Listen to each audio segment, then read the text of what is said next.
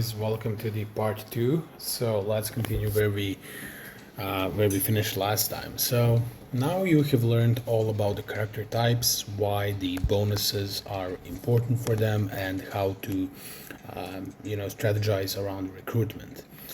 The second part we're going to talk about is the character upgrades. So at a certain point, when you just gain a character, let's say if he's an epic character, the maximum level you can upgrade him to is 80, and in order to be able to upgrade him higher, you will have to promote the characters, and that's how you basically turn these epic characters elite characters, sorry, into the elite plus characters. You see they have these two yellow thingies at the edge, and then you can further increase them to the epic ones, then epic plus, then legendary, and then mythical, and so on.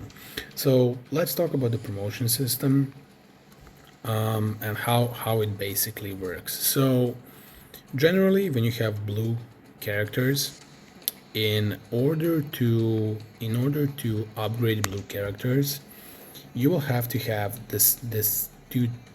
Basically, you'll have to have three same characters to upgrade them to rare plus. So this is a rare character. Once you upgrade the two, you get the rare plus thingy. Once you get the rare plus thingy, then you don't have to then specifically have the same character. You can have any other blue plus characters and just use them to upgrade it. Now, when doing this, you can see how my other characters get locked when I click this one. That's because this only works in a specific type. So if we are, for example, looking at, let's say, physical characters, I can only upgrade the rare plus physical character by sacrificing other physical rare plus characters. So this is what you need to keep in mind, and this is why if you're summoning in the specific type, that you should always focus on the same type, just so you can get more of these fodder characters and easily have enough food to feed your stronger epic heroes. So the blue characters, they always start with, they have only 3 skills. So once you draw the blue character first, you're not really going to be using it long term. You have to basically draw the elite character, and that's the one you want to focus on.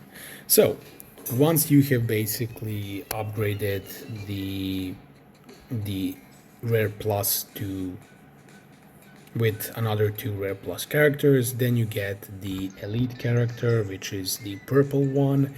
And then in order to upgrade basically the purple character, you're gonna have to have the same character as this one, as you can see. So let's say if I wanted to create a purple character, and I already have, let's say, 3 of these guys here, I would go ahead and I would sacrifice 2 of these, so I get one of this. I don't know what he calls, so it doesn't even matter, you get the point. And then I upgrade again 2 of these. So now I'm basically creating 2 elite characters that are the same, and then I can sacrifice the one to get basically the elite plus. Now, as you can guess, in order to upgrade an elite plus hero to, I guess, what's the next one? It's the legendary character. No, it's the epic one. So to basically increase the elite plus to an epic, you just need to have 2 other characters of the elite plus type. And as you can see, you can use any, but obviously this is fodder. You're not going to be sacrificing your main heroes. I would suggest you almost always save your main heroes, because they will be needed later on. And then you can basically get the epic hero. Now, once you get the epic hero, let's say this one, in order to upgrade an epic hero to an epic plus hero, then you need to actually have an elite plus character of the same type. Yeah. So feel free to pause this video or just kind of write this down. But this is why you want to be saving your characters, right? Because it's not enough to just go ahead and maybe upgrade them once. Like if you had two purples, you think I don't need a third purple, I can sacrifice a third, but you can't because you're actually gonna have to use two purples to create one elite plus, and then you're gonna need that same elite plus one to help upgrade your epic to an epic plus.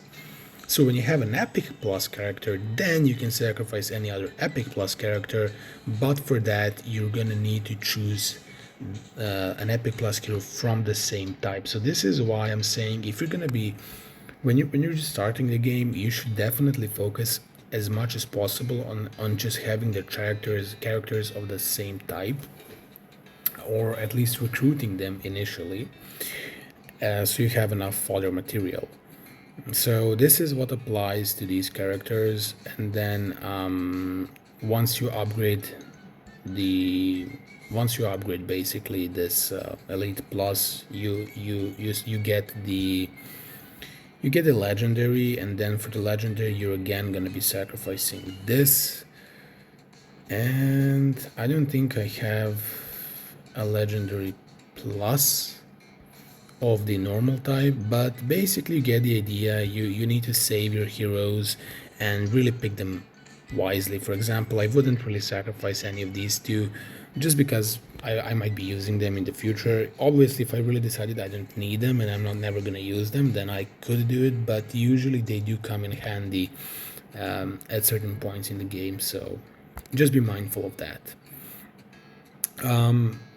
You also need to know that the way we were just upgrading is completely different when doing the complete characters. Basically, complete characters only need themselves.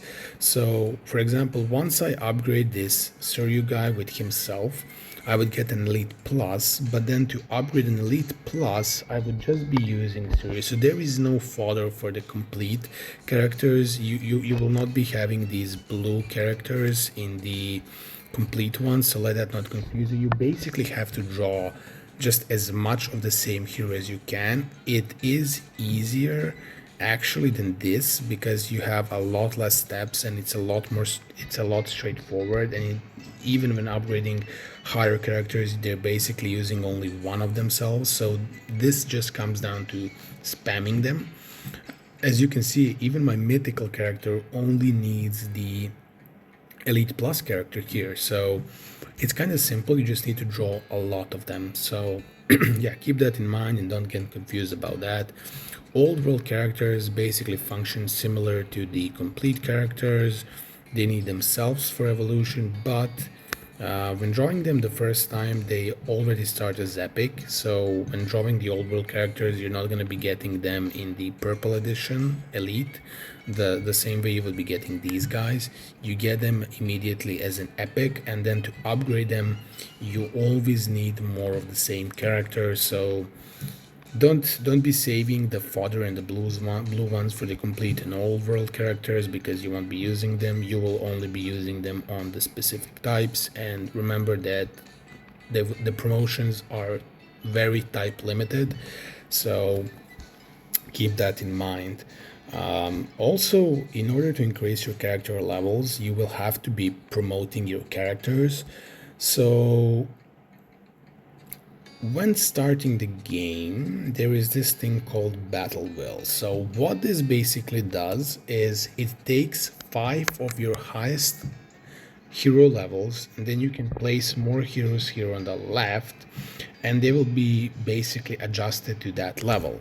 So why is this important? Well, there are going to be a lot of different game modes where you're going to be needing more characters on the max level, and you basically want your 5 heroes to be as max level as possible, since initially you might have a problem with having like all of the same type characters promoted, just because you might not have enough promotion materials to upgrade like 5 characters to legendary in the same type. Feel free to create higher level characters from the other types. Like, don't save this fodder. I mean, even if you're focusing, let's say if your focus is the physique characters here, and you've upgraded all of these, don't really save the blue ones. You know, you can use the blue ones, you can create them, and then you can see which characters you have the most, and then you can just upgrade them as much as possible. For example, I created this one,